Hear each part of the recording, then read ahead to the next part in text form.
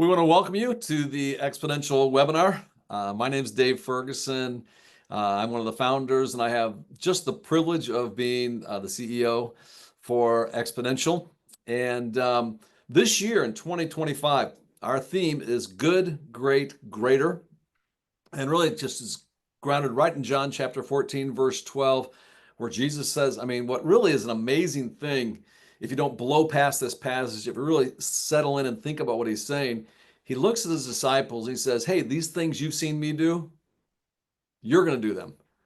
And then he actually takes it up and says, no, actually, you're going to do even greater things than these. So imagine Jesus saying this, and I believe this is true, not only to his disciples, but also to every one of us as church leaders. And so this year we've been talking about what does that mean for us to do greater things in our leadership, greater things in our church, greater things in our city. Really, that's what we're going to land on today, about really kind of greater things for our city. And we're going to talk about what does it mean to bring transformation to our city and even beyond. And I'll tell you, I am genuinely excited about this conversation, both for you, because I feel like I get to introduce you or reintroduce you to a friend of mine, but also because I know I'm going to learn things. So I just think it's going to be a great conversation. This is my friend, Apostle Moses Mukisa, who I think is affectionately known as Apmo in Kampala. And I love that nickname. He's the lead pastor of Worship Harvest Ministries. Truly is a church planting movement that's based there out of Uganda. They're catalyzing spiritual, social, and economic renewal, both there in their local city, but also in other places now around the world. And just to give you an idea of kind of the scale and the way that God's been working, they are now at least last I counted, and maybe Moses can give an update on this, 141 locations in 9 countries, 30,000 disciples, 3,000 missional communities. They've also been they've been founders of things that are making an impact in that city, like the Harvest Institute that works with leaders, the Harvest Multipurpose Cooperative Society, the Harvest International School, Harvest Finances, and also a pastor mentoring program. And we're going to get to kind of dive into some of those things and how it's helped lead to transformation locally and even beyond. But and I'll tell you what, I got a whole list of questions because I'm really fired up about this conversation. But here's one of the things. I also want you to have the opportunity to ask your questions. So if you have questions you'd like to ask Apostle Moses, jump in here. If you look at the bottom, there's a little Q&A button. Just click on that Q&A button, put your questions in there, and we'll do our very best to try to bring those before Moses and for you to actually get a chance to interact with him, as I've had the privilege of doing. Because actually I was there last year, and I'm telling you, it is a special place that they have. So Apostle Moses, welcome to a webinar. It is so good to have you here. Thank you so much, Dave, and thank you for having me on the webinar. It's a great opportunity, and thank you for having me at Exponential this fall. Is it fall? No. What's the other one? We have only one season, summer, in Kampala, so. Yes. Wow. And it was really good having you and your team at our most recent Exponential conference. And before we jumped on here, I was just expressing my thanks. Because sometimes, I know when I'm in other parts of the world, it's kind of hard to translate what's happening here to other contexts. And I thought you did a brilliant job of just communicating some of the good things that God's doing through you and your team and your ministry, and explaining to not exclusively, but primarily an American audience of how it could happen as well. I'll tell you what, here's where I want to start. Let's just start right with the scripture there, John 14:12. Jesus says this, hey, you're going to do even greater things than these. I would love for you to do this. Just if you were going to teach kind of that passage to church leaders, and you only got a few minutes here, okay? If you're going to teach that passage to church leaders, like what would you say to church leaders around this idea that Jesus is actually saying to us, hey, you're going to do even greater things than these? Yeah, first of all, Jesus was alone and he did a lot. This is Jesus, but we are not one person. Jesus, when he was saying that, he said would receive the Holy Spirit, which sort of would give us empowerment to do the same kind of things that he did. Before he says you do greater things, he actually says that the things I do, you will do also. And then he says, greater things than this. Now there are billions of us. There are millions of pastors. And so I think Jesus has the expectation that together, under the power of the Holy Spirit, will do a lot more than he did, both qualitatively and quantitatively. And I think I learned those terms from you, qualitatively, but also quantitatively. So that, there is much greater impact in our world today at a larger scale, and we are multiplying ourselves. Also, remember, I said that in the context of the fact that he was talking to his disciples. And I think he was looking at them and saying, look, I have been down doing this. There are at least 12 of you guys. You're definitely going to do greater. And can we also look at our disciples? Can I look at the disciples around me or around the table and say, guys, I mean, I started as maybe 1 or 2 lead pastors. You're going to do greater. Like, you're just going to scale this thing. And I think if we took that approach by now, we would be way, way ahead. One pastor said that the ceiling of every previous generation should be the floor of the next generation.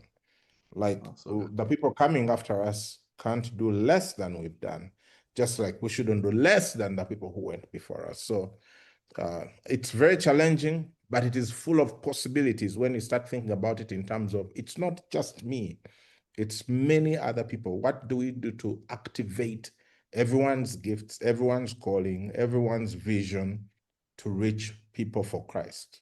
Yeah. That's super helpful, because I mean that begins to frame greater things. It's not just like, hey, a solo effort, but no. One is you have Jesus embedded in you because you have the Spirit in you, and you're doing it in the collaboration of a community of people, which is far greater. And when you put those two things together, yeah, greater things are possible. I'll tell you what, I want to back up, because I threw out some very big numbers there that are happening through Worship Harvest. And Yeah. for a lot of church planners who maybe are listening, or other leaders, it feels like you're on a different planet than everybody else. Okay, just a totally different. Not really. But I know Yeah. your story, and Yeah. and you have a church planning story, and so I think it'd be great for for leaders to also hear some of that church planning story, because I think when you begin to hear that part of the story, you go like, oh, well, maybe God could do that through me too. Does that make sense? So if you Yeah. just share some of that. So when we started the church 19 years ago, the idea was to survive. I mean, we had never done this. It was a group of us who had come together from different churches, and we had a worship band, and we were doing evangelism, just going to schools, colleges, and churches and different places, singing and talking about Jesus. And then this conviction to plant a church came, and at that time we didn't know new thing or exponential. So there was no one to coach us. We just copied whatever we had seen our pastor do, a little bit here and there, and we started. And so it was a very small start. We were only 21 of us. Okay, And say we that were again. meeting at 21. Okay, so 21, and like, what are we now? We're about 34,000. Okay, but again, this was just kind of like Jesus. You had a few disciples. Exactly. And so we started, and then we just embraced a culture of multiplication by meeting different people, by allowing different people to teach us. All the things we didn't know, someone has taught us. We were a very legalistic group. Someone taught us about grace and how to receive the love of Jesus, because we thought Christianity was just the laws, do's and don'ts. And then once that was happening and everyone was coming, we were like, we just can't have a crowd. We need to make disciples. There was that conviction. That's when we ran into Mike Breen, and we started using missional communities as our main vehicle for discipleship. And then as missional communities multiplied, we realized, oh, there's something, church planting.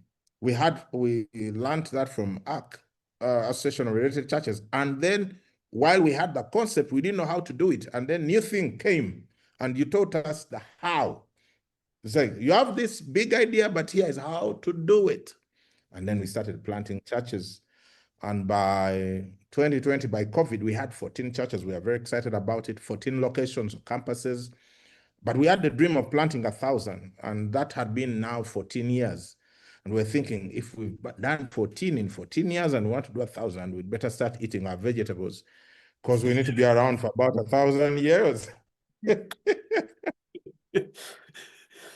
And then in 2020, we came across another mentor, Bishop Doug Hayward Mills from Ghana.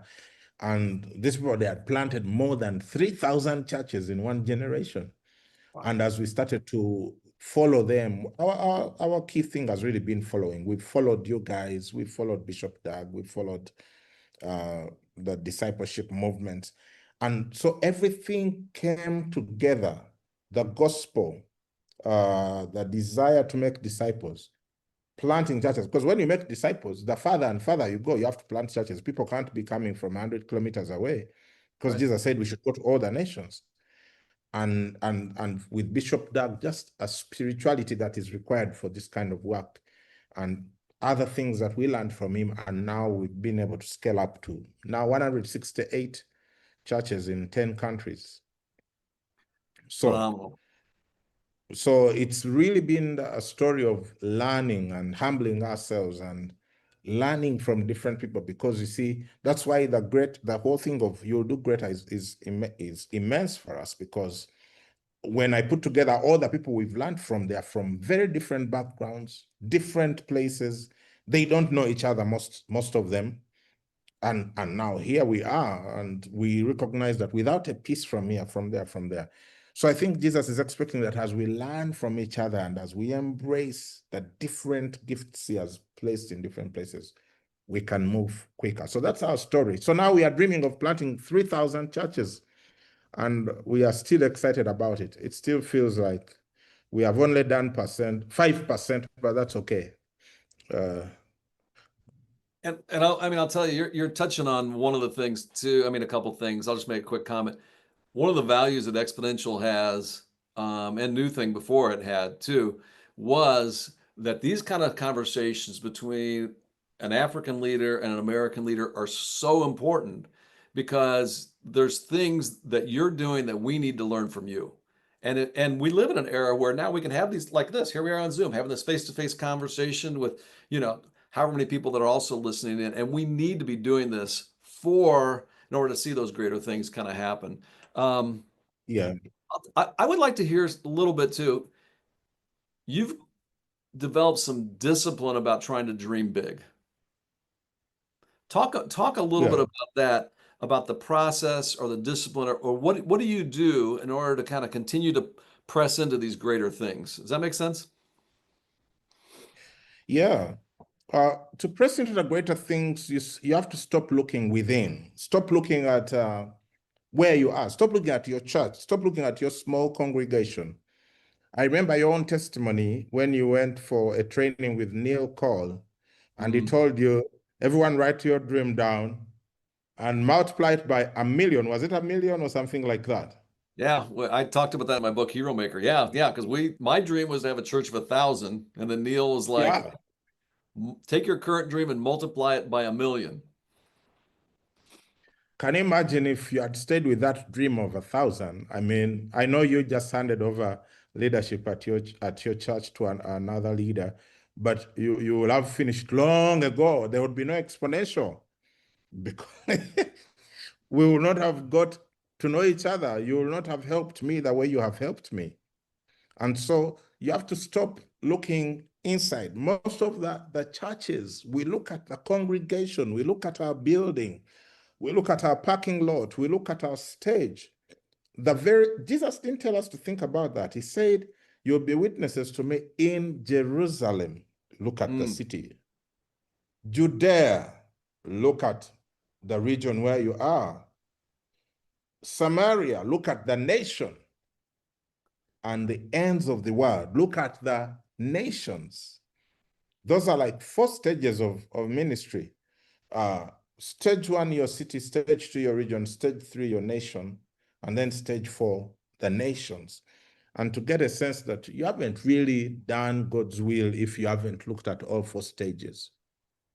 So again, to get really practical, so even for a church planner who's getting started, would you tell them, no, you still, even though you're just getting started, you do need to think about your own Jerusalem, your own Judea, your own Samaria, your own ends of the earth, and where God's taken you? Yes, I would say that because the thing that destroys all of us is pride. And pride comes from a sense of achievement. Now, when you want a church of 1,000 and they are there, maybe you have 2,000. Uh-huh. Oh, yeah, you're no longer teachable. You don't want to go to any conference. You don't want to go to any webinar. You don't want to listen to, you don't want to read other people's books. You want people to read your books because you're like, look, this is it.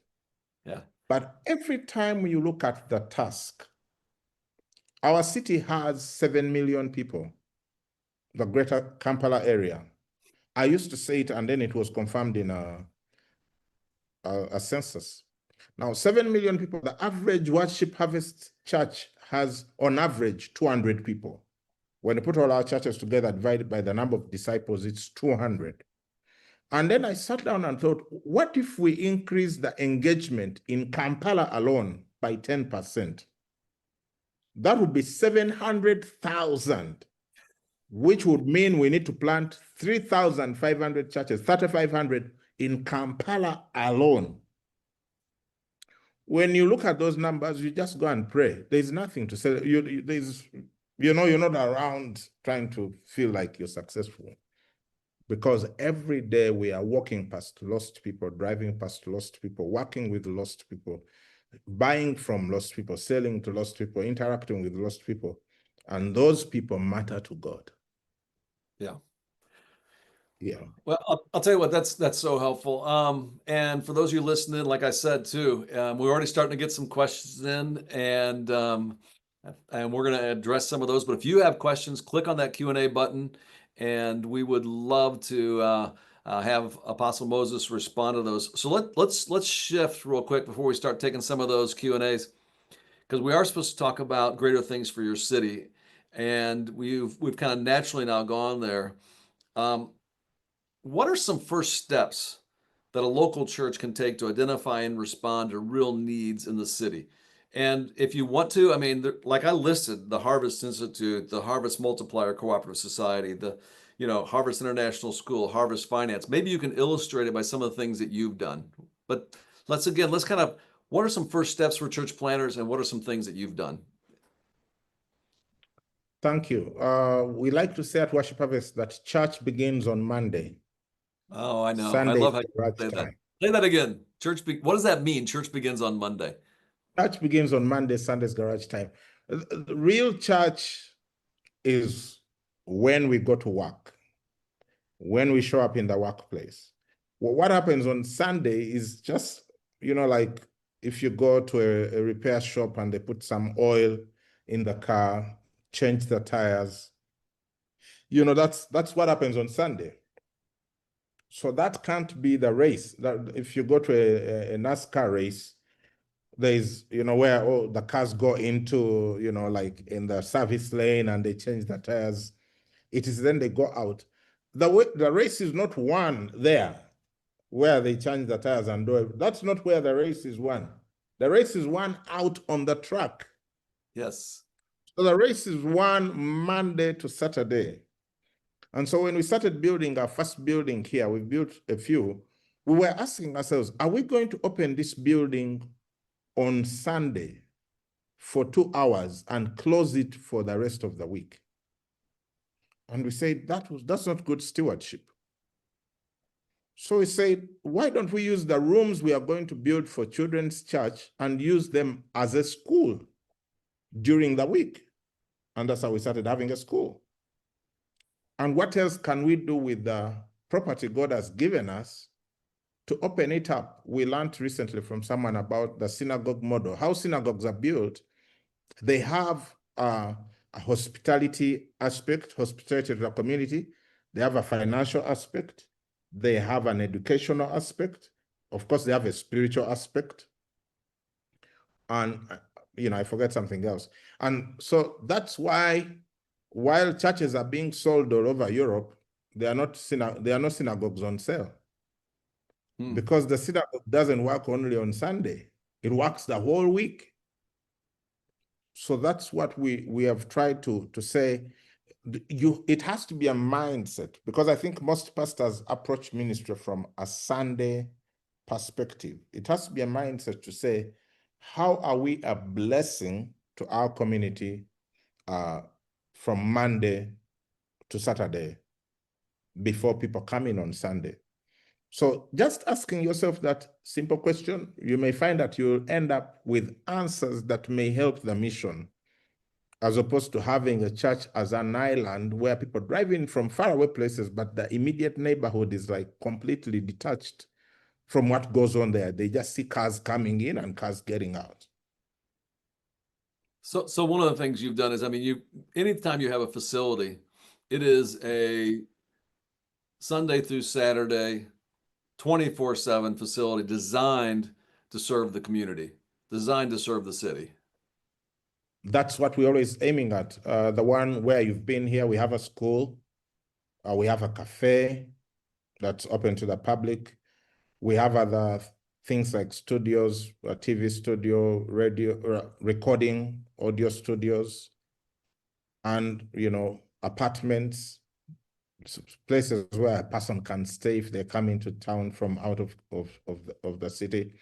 And all these little things is to just keep the building active. I found out the other day that here at our building, we have the people who come here to work, like to do a job during the week, 100, I think, and 16 Nice people who work here. And the majority of them don't work for the church. Some work in the school, some work in different things. We have the Multipurpose Cooperative. That's to help people's economic situation, help them save, invest, and grow their finances. So different things, especially in the areas of education, areas of finance, areas of hospitality. And then, of course, the spiritual angle. Those are the 4 areas we focus on a bit. We also want to do something to do with health, but we are still trying to figure out how to do it, because, I mean, if you're going to have a service with a lot of sound and then you have a clinic nearby, it may not work well together. But that's one of the things which churches in this part of the world have done really well, to have a sort of a medical facility, however simple, where the church is. Yeah. Right. I'm going to jump to a question. Elizabeth has a question here around finances. What are some things you've done around the area of finances to equip your people and really make a difference in the city? And maybe you can comment on this. I mean, I remember one of the things when I was there last year that struck me is in your teaching, you were challenging people towards home ownership. Oh, yes. Yeah, and I mean, yeah, you're going like, oh yes.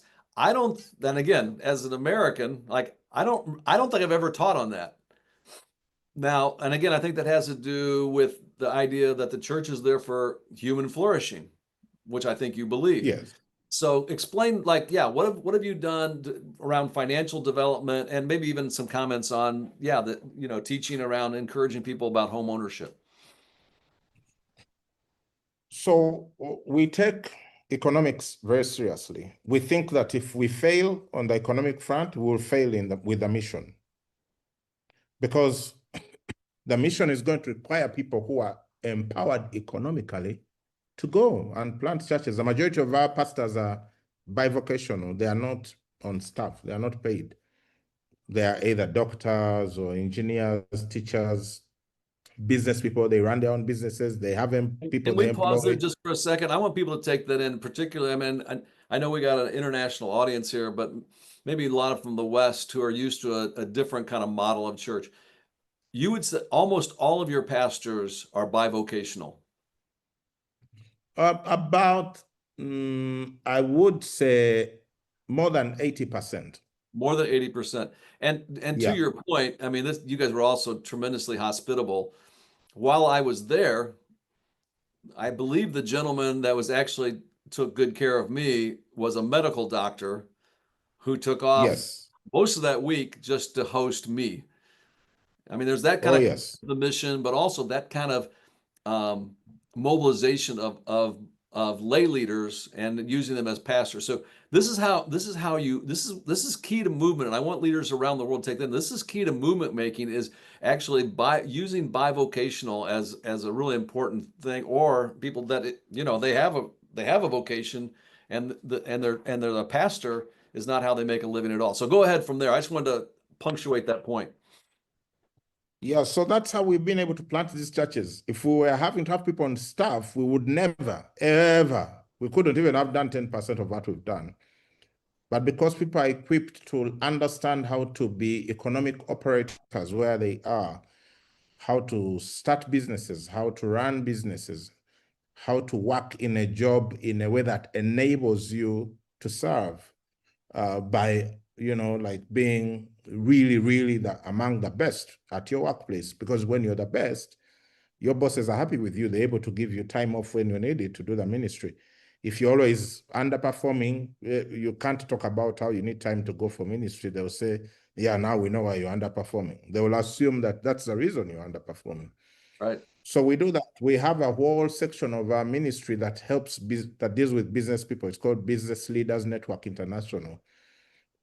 It's just a coaching space for business leaders.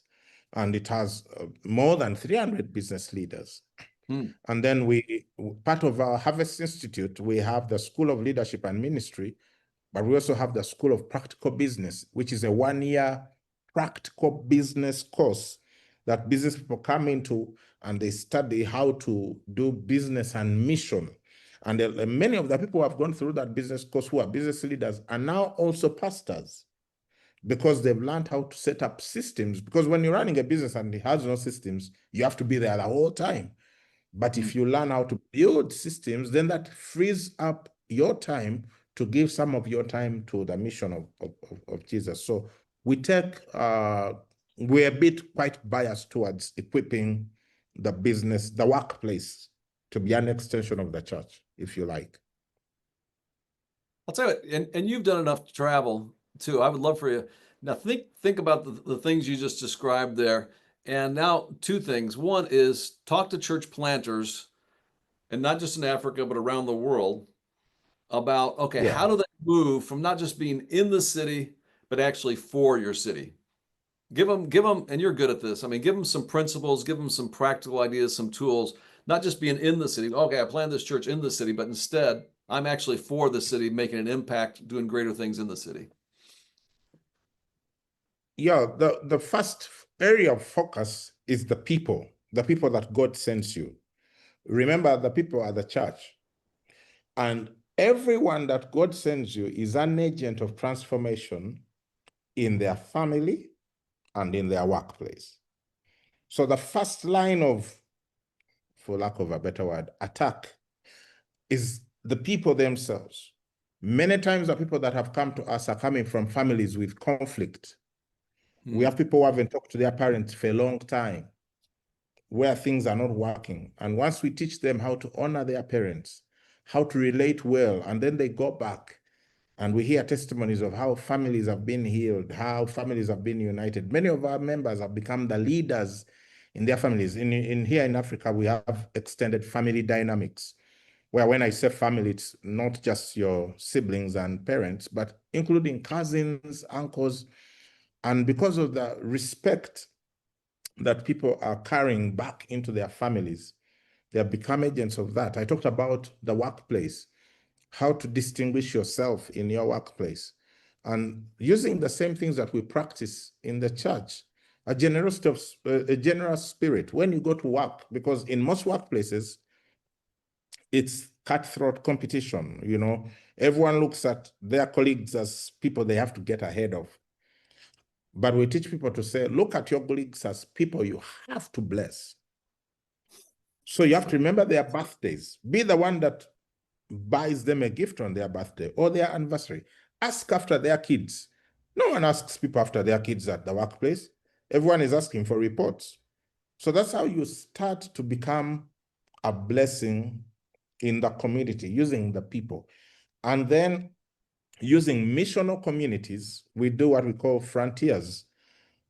I mean, the blessed principles begin with prayer.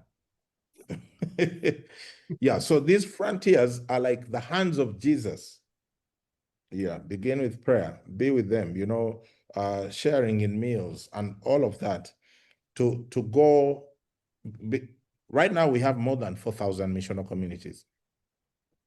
To imagine that all of them are doing something out there in the community, and it's a variety of things. They are having financial solutions, they are helping people rebuild their lives, people who have fallen on hard times, feeding programs. All of that is through the missional communities. So if you start with the individual as a change agent, and then the groups as change agents where they are, and then the locations or campuses to have something that looks out in the community.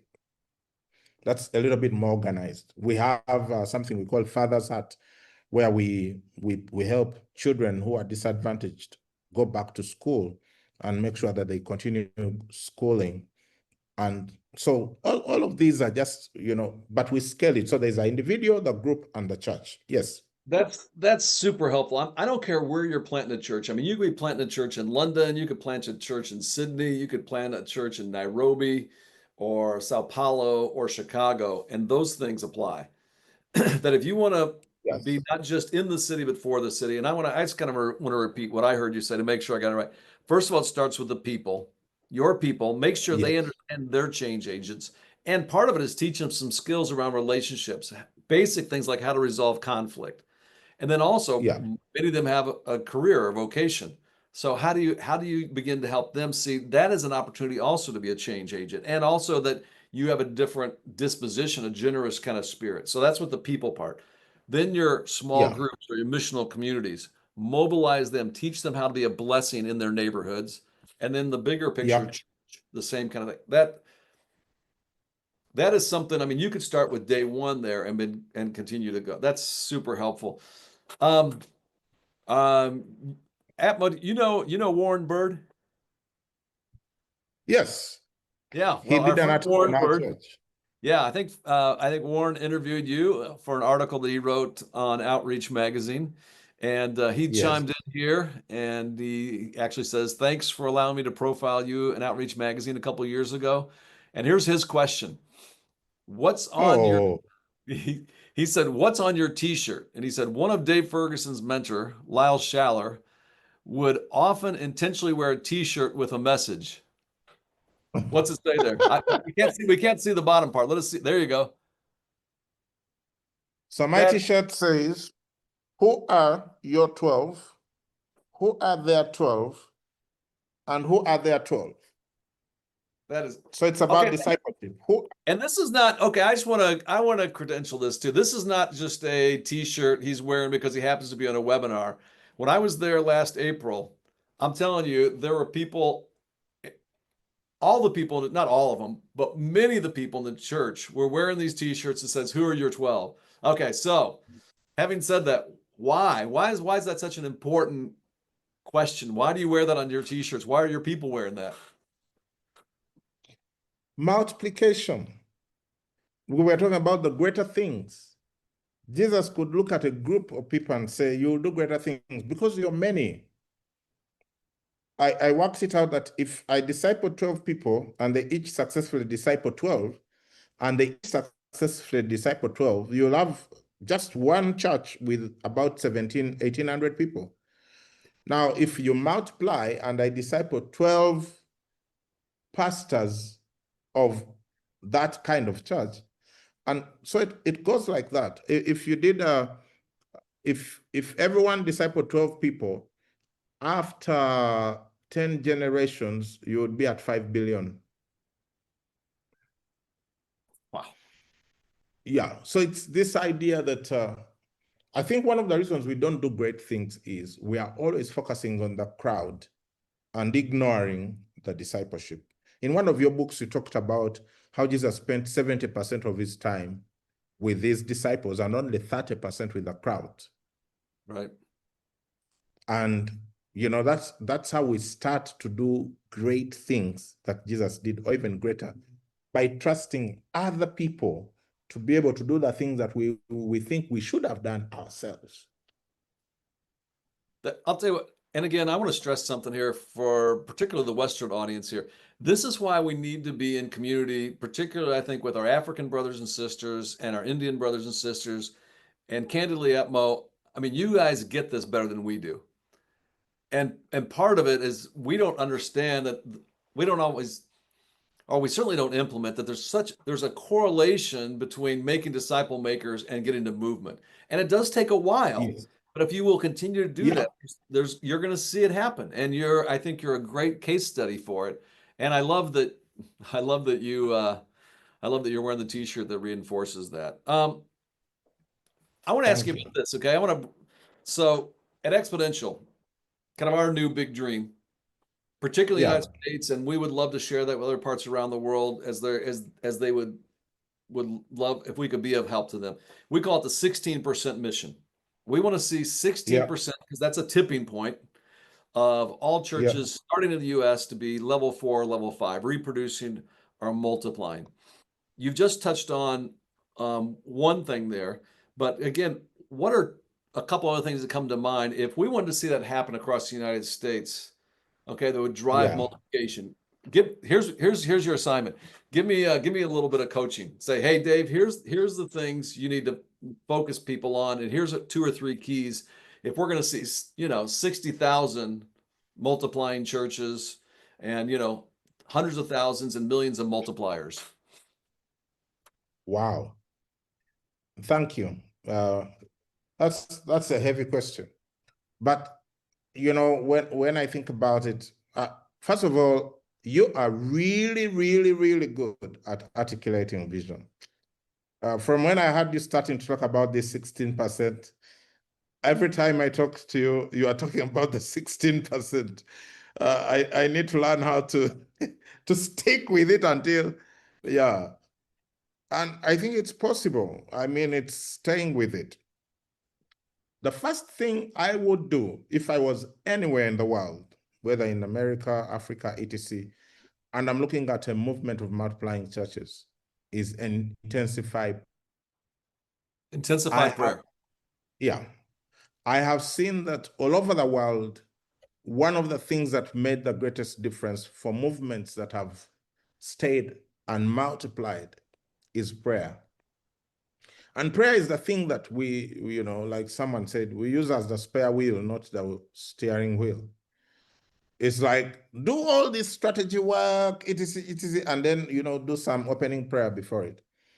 And I mean, we were trying to do that. We were very, very intentional about becoming a movement of multiplying churches until we met Bishop Doug and he taught us about prayer. And having planted about 14 churches in 14 years, in the last 5 years, going from 14 to 169 or 168, I have appreciated that this work is spiritual. It's not only spiritual, it's also strategic, but it is spiritual. And many times I feel like people would rather not do the spiritual side of things because it doesn't make sense to just spend hours there in a room by yourself talking to someone you don't see. But for me, by experience, I've found that that's the first thing, prayer. That's a good And the word. second is evangelism. People think that evangelism is in Africa and difficult in the West. No, it's difficult everywhere. I used to fear evangelism like like the plague because I didn't have a prayer life. I was just a strategist. I read all the books. I know this is what we need to do. Say a short prayer and let's go. And because I wasn't prayerful, I also wasn't so keen to invite people into a relationship with Jesus. But I find that when you embrace prayer, somehow evangelism starts to happen. There's a boldness that comes, and things that used to scare you stop scaring you. So I would say prayer, evangelism, and multiplying disciples, and then lastly, collaborating with other people to understand that 16% is not going to be one church. I mean, it doesn't matter how good you are. You can't forget 16% being about your brand. It can't happen. 16% has to be brand Jesus. That's all. So I find that where people have done it well, they've been very prayerful. They are into evangelism massively, and then they are multiplying, and then they are working, collaborating with others. So those are the four things I would just off the top of my mind, when I think about what has helped us, it's to do those four things well. Is that in your book? Those four things? We have praying, preaching, which is evangelism, pastoring, which is discipleship, and planting, which is multiplication. But in the book, I don't talk a lot about collaboration because we've seen the fruit of collaboration a lot after the book came out. Because we had been put, at the time the book came out, we were still planting seeds. And then the harvest has just come out to see all these other churches that have multiplied and are scaling greatly. I'll tell you what, if you are interested in taking those Yeah, four principles there that you just gave me, I yeah, mean, I would love to either, I mean, maybe we write an article, maybe if you write an article, starts with an article, we yeah. could talk to Warren Bird, or actually in Exponential, we have stuff in Outreach Magazine. I would love to put that as an article, those four things, because I do think you have a unique perspective on those and a unique credibility that would be great for other people to hear. So anyway, that's an offer that just came to mind. Think about that. Um, Thank you. I want to land on that last point you made about collaboration, because again, Yes. one of the things I admire about you is you're a voracious learner, and it feels like that's kind of been something you've been learning recently, and you've started your own, what do we call it? It's a oh man, The pastor's mentorship. yes, Pastors Mentorship. I would Yeah. love for you to talk about that, and also, um, my experience was this is even more rare, and maybe I'm wrong, you can correct me, more rare in Africa than it is in the United States for this kind of collaboration. So maybe talk about a little about your journey to getting there, what you're doing, and why and where you see it going. The priority of collaboration is really a John 17 kind of calling. Yeah. When we started, as I told you, we were very few. We were 21. We were all young. I was 30 and I was the oldest, I think. And we none of us had been to Bible college. We were ignorant and we couldn't find support anywhere. We were just vilified. We were like, and we tried to make friends with bigger ministries that already were doing well, and no one wanted to listen to us. Hmm. And I think in my heart of hearts, I said, God, if we ever get to a place where we can help other people, we will help other people. We will not be the people who turn away others who need help. So it's always been part of my desire. And now with the pastor's mentorship, I see that a lot of churches that have come in that we relate with, just coaching them, sharing with them the tools that we've learned from you, from all the other people we read. And some of them are applying them and they're giving them a lot of results. Many churches, when they come one church, one congregation. One of the pastors last 2 weeks ago, he planted 14 new churches on one Sunday. And he was already at 40. And this Wow. is someone who 3 years ago was one church. Now those are 54 locations in 3 years. I mean, it excites me so much. Talk about that just a little. Why does that excite you and not threaten you? Because there is no way I would reach the people he's reaching. There's no way. I mean, if I could reach the people he's reaching, I would have by now. One of our pastors in the mentorship is called Moses Kalanzi. Where he is, the city where he is called Mpiji. It's about 1.5 hours from here. He's the one who helped us find land for our church. Oh, that's awesome.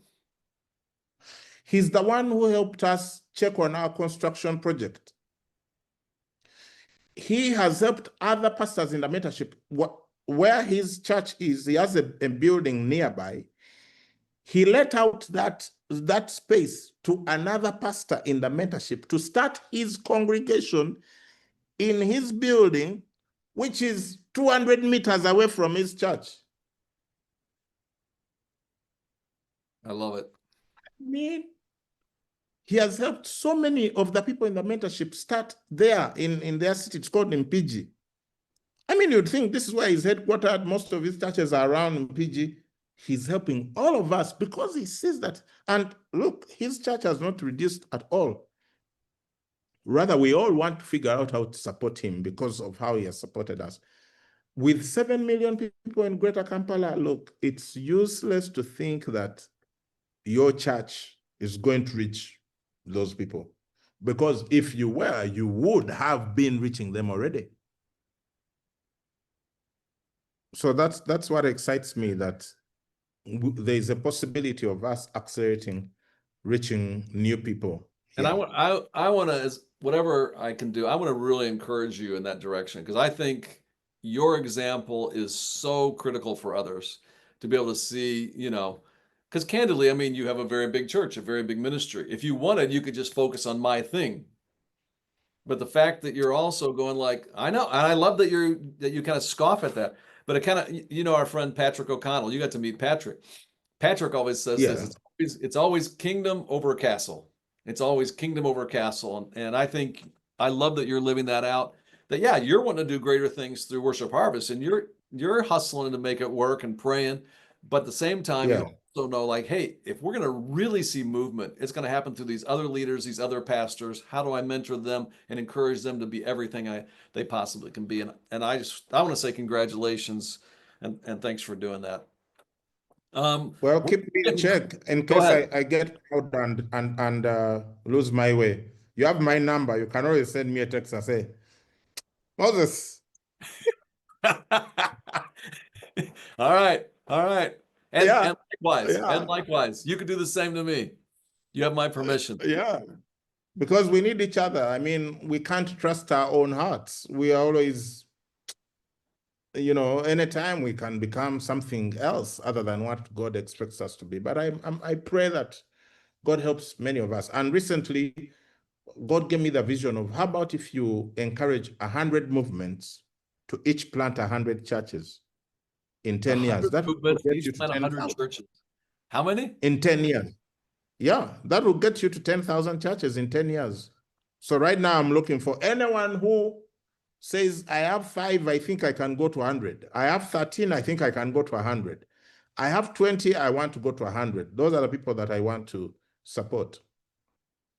I had a friend of mine just last week, because I asked him the question, what's your dream? And he told me, he said, before it's done, I want to plant 10,000 churches. I want to help plant 10,000 churches. And I hope he's listening in, because you just gave him, here's the formula. Spend the rest of your life doing exactly what you described. And I love that. I'll tell you what, we got a few more minutes here. We're gonna have to wrap up. If anybody has any questions, we've got several of those that have come in, but if you have any questions, put it in the Q&A. I'll try to get in front of Moses. Here's something I wanted to ask you too. In addition to disciple making, and literally it's at a leadership level, you do a lot around leadership development. One of the things that I observed too, which was kind of unique to Worship Harvest, is I think with your leadership residents, you ask each of them to write a book. Am I right about that? Oh, yes. Yeah. You say, oh, yes. You say, oh, yes, like that's what everybody does. I've never been a place that's like that. Why do you have your leadership residents all write a book, publish a book? Someone said something very bad.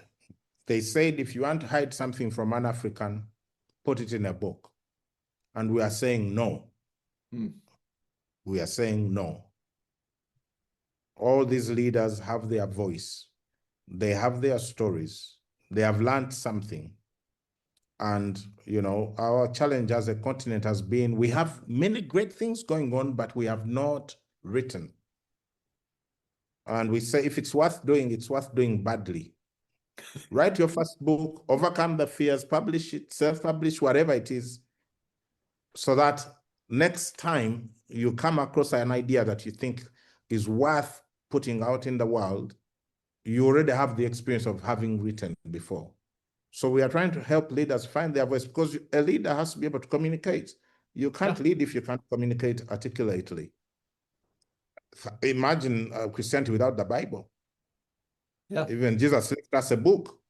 So we should just, every leader needs to have something they've written down for generations to come. You never know when your ideas will transform the world, as opposed to when they are in your head, or you just talk around with a few drinks and then everyone forgets what happened. So that's why we are doing that. I love the thinking behind that. And again, that I mean, if people want it, that's a transferable principle. It's never been more easy to self-publish. And so you Yeah. can begin to do that. Elizabeth is asking a question here. She says, you become so good, she's talking to you, at turning ordinary people into leaders and ministers. What are the hacks? So if you had, give us a couple hacks, a couple shortcuts for like, remember these two things if you want to turn ordinary people into leaders and ministers. One, like John Maxwell says, put a 10 on their heads. Put a 10 on them. Don't look at people and think they can't do things. Put a 10 on them, and to invest in them. Nothing gets done without investment. If you put a 10 on them and invest in them, you'll be very happy. Some will disappoint you deeply. That's okay. Others will be a blessing. And that's what we aim for. Oh, that's good. Yeah. David asked this question too, because obviously you're involved in a lot of mentoring and coaching leaders. What do you think is the best model? Is there a kind of a best practice, or do you have a tool for mentoring and coaching leaders?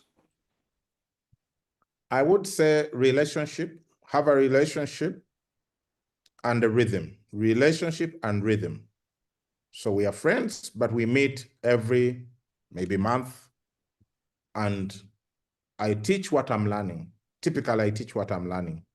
I feel like if it's what I'm learning in the season, it's hot on my heart and I can transfer it as it is. I don't have like a curriculum to say, you go through this curriculum and then. So relationship and rhythm, those are the two things I would say are critical. If you have friends and then you can have a rhythm and they respect, maybe let me add respect. If you have a relationship and a rhythm and they don't respect you, it's not going to work. Relationship, rhythm, and respect. That's memorable. That sticks. That's good. Yeah. Jim's chiming in here. Jim's saying, hey, I'm 62. I'm the pastor of a church, 45 to 50 people. Yeah. Most of us are okay, yeah, most of us are older than 40. Where do I start with what you're talking to me about? Start a weekly prayer meeting that lasts at least an hour. Start a weekly prayer meeting that lasts at least an hour. God will amaze you. God will amaze you. That's what I would say. A weekly prayer meeting that lasts at least an hour of praying, not talking and then praying 5 minutes. An hour of people praying for the community, praying for a move of God, praying for revival. Leave Because the rest to God. clearly Jim's asking this question because he wants what he wants, I think, his ministry, the ministry is leading to do more than it's currently doing. And so you would say start with a weekly prayer meeting and bring those dreams before God. Yes. That's good. Yeah. That's really good. All right, man. We got more questions coming in. But I think our time's up. Here's because you are a leader, and you just mentioned this too. Pretend like you're coaching me, you're mentoring me, and you said you just kind of share what you're learning, right? So Yeah. what have you currently learned that you would think that'd be important to pass on to me and a couple hundred folks that are kind of listening in or more? Something you've currently learned that you're kind of pondering that you're about ready to share. Maybe it's some new thoughts. Wow. That's an amazing thought. What I'm tomorrow I'll be teaching Harvest Institute tomorrow and Saturday. And we had a pastors camp last weekend of all our pastors. I'll send you the two pictures, one of 2019 and one of last week. Yeah, please do. I'd love to have it. Yeah. And I'm learning that God is faithful if we stay the journey. Yeah, be resilient. Don't be discouraged. Don't throw in the towel. Stick with it. Just keep going. And, when we do our little part, he's doing a lot more than what we can see. So in the midst of intense discouragement, whatever it is going on in your heart, just show up and stick with it. Over time, you'll look back and be surprised by what God has done. When I looked at the two pictures of our location pastors in 2019 and location pastors in 2025, I was amazed at what God can do when we allow him to. Yeah. All right. Yeah. Thank you for that. Hey, Moses, I'm grateful for our friendship. I'm grateful for what you're doing there in Kampala and of course around the world. And thanks for this conversation. I knew it was going to be good, but I think you just exceeded my expectations. So, Oh, Dave, thank you thank for your encouragement. You're always very encouraging. When I well, grow up, I want to make it be as easy. You make it easy. encouraging as you. Well, I hope all of you that were listening enjoyed this as much as I did. We would love to have you join us at our next exponential conferences. We have two national conferences coming up. One that's going to be in the San Francisco area, the Bay Area, another one in the Chicagoland area. The one in the Bay Area is going to be October 28th to 30th, and the one in Chicago area will be November 18th to 20th. You can see there, if you actually go to that link and register right now at exponential.org/events, exponential.org/events, and if you use the code greater 19, just since you logged in on this, I think the team's giving you a $19 discount. So it's already it's already really very cheap price, but you can get another 19 bucks off and be a part of it. I won't go down the list of speakers, but we got tremendous speakers that are going to be joining us. Folks like Apostle Moses here. It's going to be really terrific. I want to say a quick thank you before we sign off to Right Now Media for sponsoring our webinar. If you've not yet checked out the Right Now Pastors Plus, it is kind of like a world-class on-demand training experience that could be a training experience for you, training experience for your staff team. I highly recommend it. You can go to rightnowpastorsplus.org, rightnowpastorsplus.org, and check that out. But again, thank you for joining us. And Apostle Moses, thank you very much. Hope to talk to you soon and love you, brother. See ya. Thank you.